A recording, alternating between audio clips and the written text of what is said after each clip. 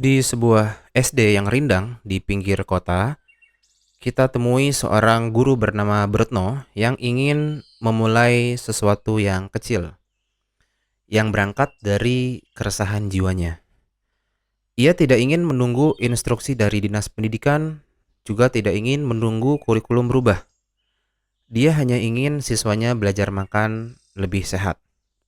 Maka setiap Jumat, ia coba ajak siswanya untuk membawa bekal dari rumah. Jumat pertama berjalan dengan lancar. Kita bisa temui Bu Retno dan siswanya pada jam istirahat menikmati bekal yang mereka siapkan. Kita bisa lihat bekal yang beraneka ragam rupa dan rasa. Jumat berikutnya makin sedikit yang membawa bekal. Ketika jam istirahat, setengahnya bertahan di kelas makan bekal bersama Bu Retno, setengahnya sudah pamit untuk ke kantin atau lapak-lapak di sekitar sekolah untuk menghabiskan uang saku mereka. Dan pada Jumat berikutnya, kita bisa temui Bu Retno makan sendiri di ruang guru karena seluruh siswanya sudah tidak ada lagi yang membawa bekal. Ini bukan karena niat Bu Retno yang surut, tapi sepertinya karena tidak ada yang menyambut. Mulai dari orang tua yang merasa repot hingga atasan Bu Retno yang masih sibuk dengan akreditasi. Di tempat lain kita temui seorang penggerak komunitas bernama Bulina yang sedang mengadakan pelatihan pangan lokal di sebuah desa yang tak jauh dari jalan lintas provinsi.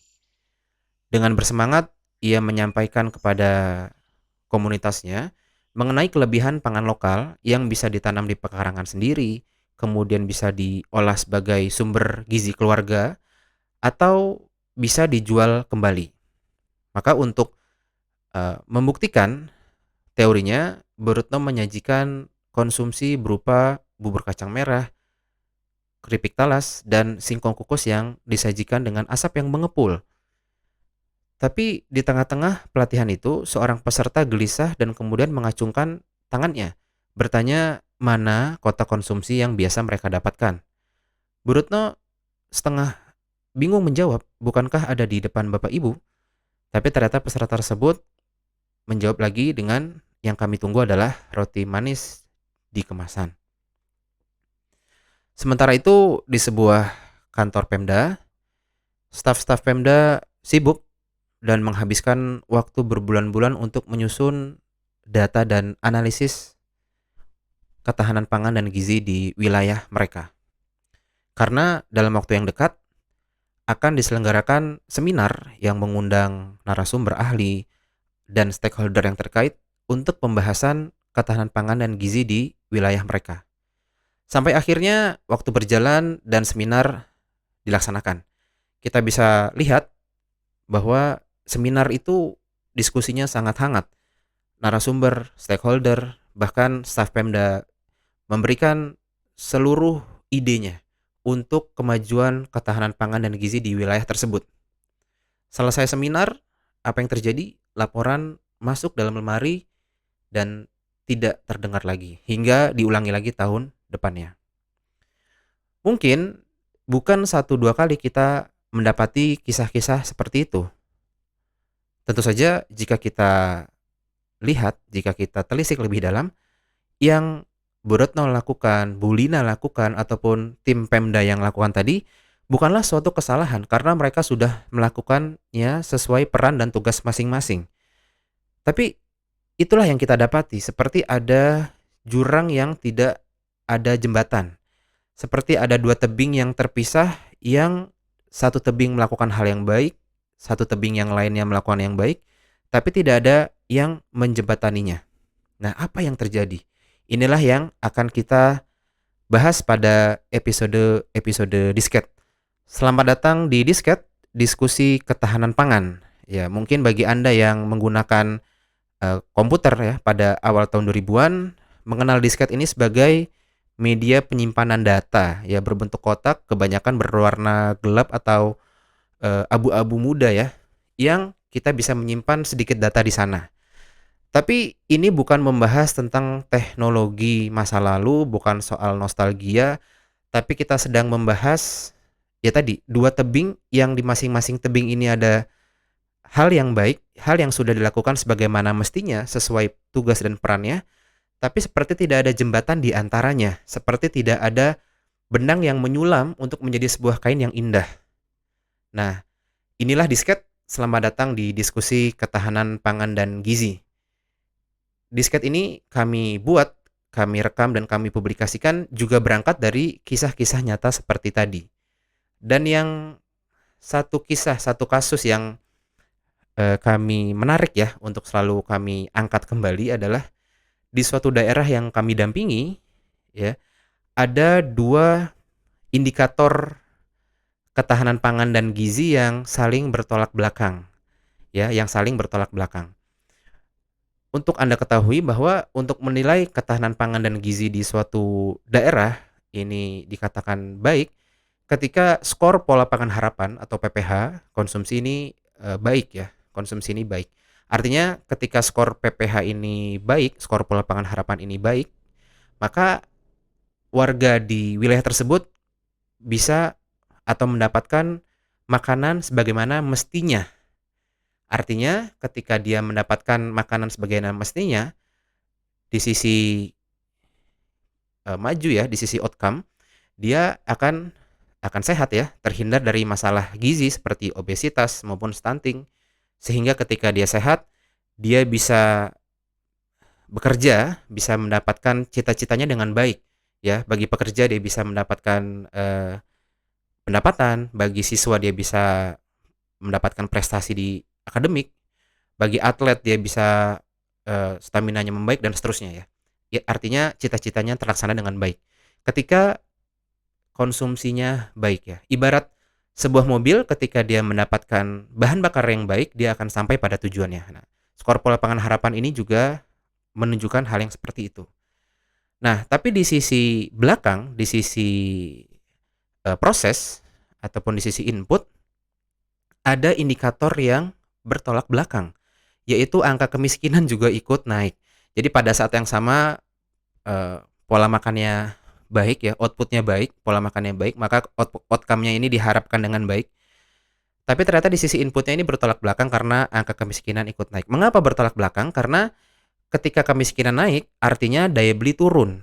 Ketika daya beli turun, pengeluaran juga ikut terhimpit. Salah satunya untuk makanan. Yang tadinya bisa makan sayur atau buah, ini mungkin ditunda dulu. Yang tadinya bisa mendapatkan protein yang baik, ditunda dulu. Yang bisa mendapatkan sumber karbohidrat, misalnya dari biji-bijian ya, dari nasi yang tadinya satu porsi penuh misalkan 700 gram per hari per orang misalnya, maka dia cuma mendapatkan setengahnya, 350 gram per hari. Maka dia akan lapar ya. Ibarat tadi mobil, maka kendaraan ini tidak mendapatkan bahan bakar yang cukup. Artinya bisa jadi mogok ya. Bagaimana di saat yang sama penilaian itu bisa memperlihatkan mobil ini sampai ke tujuan, tapi di satu sisi yang sama tidak bisa beli bensin. Nah, ini kan sangat kontradiktif ya, sangat kontradiktif. Maka ini juga seperti cerita yang lain lagi ya. Jika tadi ada satu tebing yang melakukan hal yang baik, ada tebing lain yang melakukan hal yang baik, tidak ada jembatan di antaranya, tidak ada keberlanjutan. Tapi di pembahasan ini lebih spesial lagi ya, lebih spesial lagi.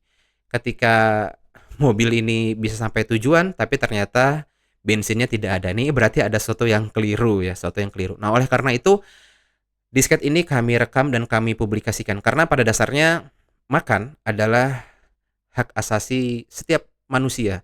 Dia tua, muda, kaya, miskin, laki-laki, perempuan, tua, muda ya, semuanya perlu makan dan berhak untuk mendapatkan makan yang baik.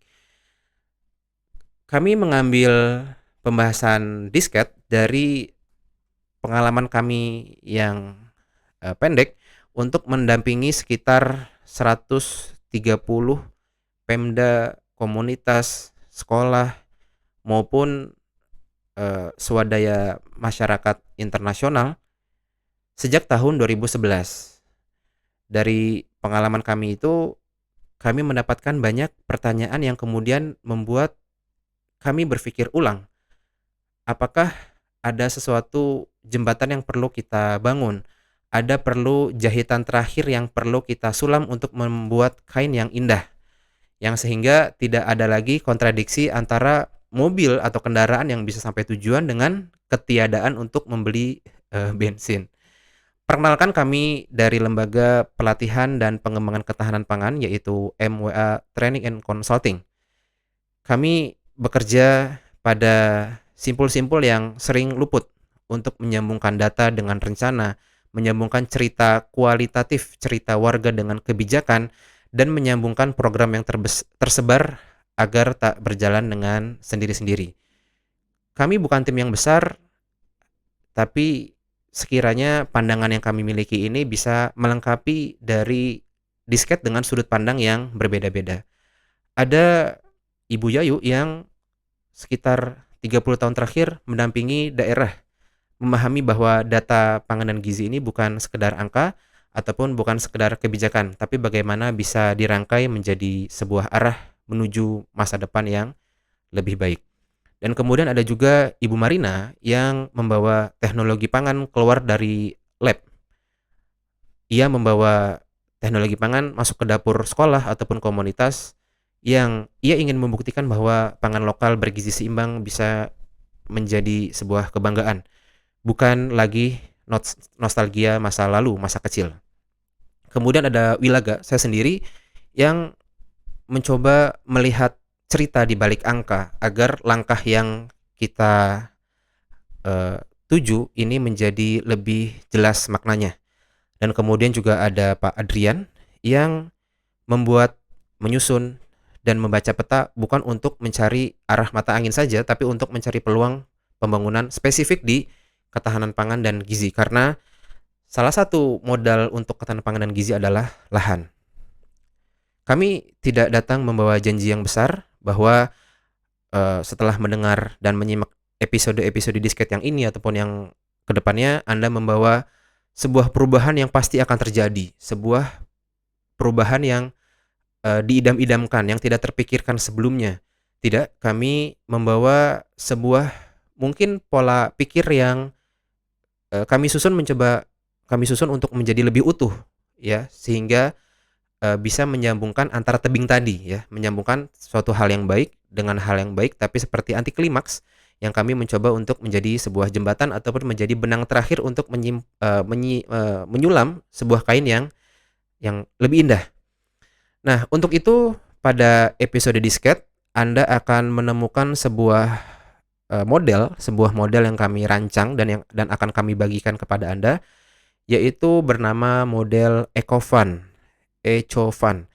EcoFun ini bukanlah sesuatu hal yang baru, ya. EcoFun ini adalah sebuah persimpangan, ya, sebuah persimpangan berupa matriks yang dikumpulkan dari dua pendekatan perubahan perilaku, ya, yaitu perubahan ekologi yang dicanangkan oleh McLeroy dan juga model funnel, ya, yang biasa digunakan di dunia pemasaran. Di model ekologi ini kita akan menilai siapa saja yang bisa digerakkan untuk menjadi sebuah perubahan, yaitu mulai dari individu, intrapersonal maksud kami, dan kemudian interpersonal, ya, termasuk di dalamnya ada orang tua, keluarga, kemudian institusi, komunitas yang formal dan tidak formal, dan kemudian juga hingga ke kebijakan. Nah, tentu saja ekologi ini seperti tidak bisa langsung ke tahap yang kita inginkan menjadi sebuah aksi, sebuah perubahan, tapi perlu dilengkapi dengan perubahan perilaku yang setahap demi setahap. Kita bisa menilai di mana perubahan sudah berjalan, yaitu kami gabungkan dengan atau kita manfaatkan dengan metode atau model funnel, ya. Apakah orang ada di tahap kesadaran, pertimbangan, aksi, atau mampu memengaruhi orang lain. Nah, dari ekologi yang ada 5 dan kemudian atau 4, ya, dan funnel yang ada 5 atau 4, kami membuat matriks 5 kali 4 yang berisi 20 kotak, ya, 20 kotak yang tujuannya adalah pemetaan program yang sudah atau akan dilakukan, ya. Jadi nanti pada episode berikutnya kita akan berikan beberapa konteks seperti bagaimana peran PKL dalam ketahanan pangan urban ya, perkotaan, ataupun bagaimana PKL ini bisa membentuk budaya makan. Nah, nanti di sana akan kita petakan program apa untuk optimasinya. Bukan program apa saja, tapi lebih ke pemetaan program yang sudah dilakukan, mungkin oleh Pemda, mungkin oleh sekolah, mungkin oleh penggerak komunitas dari CSR maupun NGO, ya. Dan kemudian dipetakan pada 20 kotak tadi ya. Sehingga kita bisa mengetahui apa yang sudah dilakukan dan mana yang belum tersambung. Tebing-tebing mana yang sudah dibangun, hal-hal baik di atasnya, tapi belum ada jembatan yang saling terhubung di antara dua tebing atau lebih itu. Misalnya sudah ada cerita makan sehat di kelas ya, sudah ada cerita Brutno, yaitu itu pertemuan antara individu dengan aksi ya, individu dengan aksi. Tapi ternyata belum ada SOP kantin yang mendukung ya, karena mungkin orang tuanya merasa repot, anaknya mungkin merasa malu dengan bekal sebelahnya tadi misalnya. Nah, SOP kantin ini adalah pertemuan antara institusi di ekologi dengan aksi yang ada di funnel ya. Nah, maka ketika anak ini tidak membawa bekal dengan segala alasannya, ketika ia pergi ke kantin, ia juga menemukan makanan yang sehat. Begitu juga tadi yang dilakukan oleh misalnya Bu Lina ya, sebagai penggerak komunitas, dia tidak hanya membuat aksi kesadaran ya, intrapersonal kesadaran, tapi dia juga didukung dengan banyak lagi. Misalnya di warung-warung ya misalnya. Nah, ini juga diedarkan dari pemerintah kebijakan harus mengandung pangan lokal sekian persen, misalnya seperti itu. Atau banyak lagi yang lain ya yang sudah kita temukan di lapangan tapi ternyata belum ada peta yang menyusun menjadi sebuah sebuah helikopter view yang ternyata ini belum, ternyata ini sudah begitu. Nah, model Ecofund ini menampilkan celah-celah itu secara visual agar bisa diisi bersama ya dari masing-masing pihak ya, yang tadi ya, yang kebanyakan kami temui ini salah satu yang mengubah ya, salah satu perubahan makan sehat terutama bergizi seimbang ini terdiri dari pemerintah daerah, institusi pendidikan dan penggerak komunitas yang di sana hadir NGO dan CSR. Maka disket dan Ecofund ini seperti melengkapi. Disket ini adalah pembahasannya, apa yang nanti bisa diubah, apa yang sedang dilakukan, dan Ecofund ini membantu melangkah siapa yang bisa diajak dan dari simpul yang mana ini bisa dijahit lebih dulu. Dan Anda bisa temukan model Ecofund mungkin lebih mudah lagi ketika nanti Anda melihat matriksnya. Anda bisa unduh secara gratis di link website yang kami cantumkan di sekitar episode ini, atau Anda bisa tulis disket.in/ecofund disket.in _ecofun ya. Sekali lagi Anda bisa unduh gratis model ini sekaligus dengan penjelasan yang lebih lengkap mengenai Ecofund ini ada di disket.in/ecofund. Kalau Anda seorang guru seperti Bu Retno, mungkin Anda sudah mulai dari ruang kelas ya, mengajak siswa bercerita soal apa yang dimakan saat sarapan, kemudian dicatat menjadi jurnal makan, atau mengenalkan dalam pelajaran yaitu apa itu makanan bergizi seimbang. Kemudian jika Anda misalnya penggerak komunitas ya yang terdorong untuk membumikan pangan lokal kembali di asalnya, di tempat asalnya, ataupun Anda seorang pemerintah daerah yang punya kepentingan untuk mewujudkan visi misi daerah, yang punya kepentingan untuk mewujudkan warga yang sehat, maka disket ini kami buat untuk Anda. Anda bisa membagikan episode ini kepada kolega.